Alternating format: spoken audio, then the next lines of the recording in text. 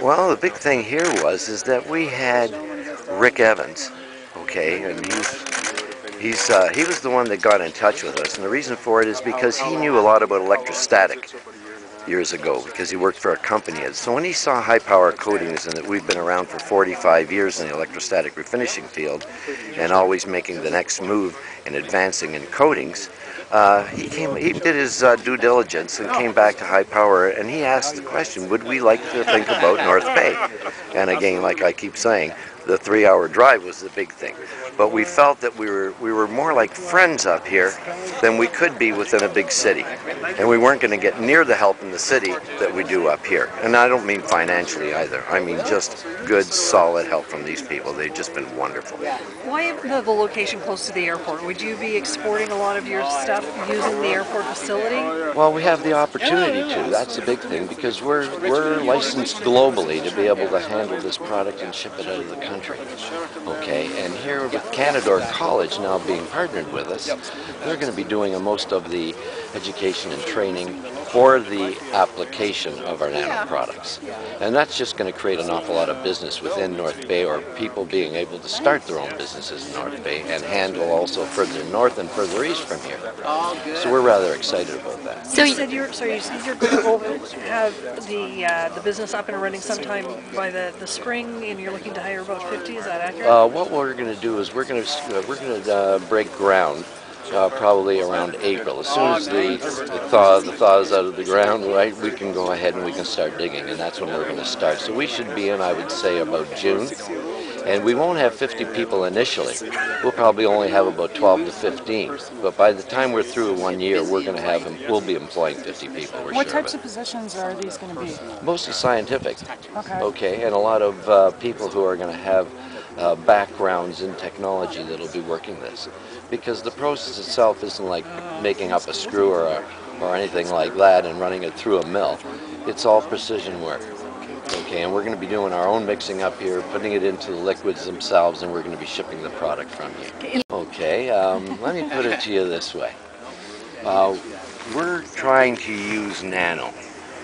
And when we talk about nano, we're talking about in nanotechnology is something between 1 and 100 nanometers in size. It's something that we can't see. If you were to take a grain of salt and look at it, you can see it. Then try and imagine it being 100,000 times smaller for 1 nanometer than a particle of salt.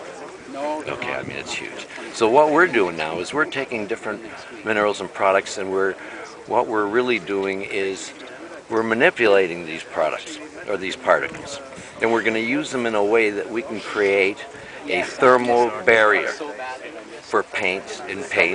We want to do the same thing in liquid glass that we're using so that we can have these thermal qualities, so we can create a better atmosphere or a better feel within the homes, the offices, so people aren't cold by the window in the winter and too warm by the window in the summer.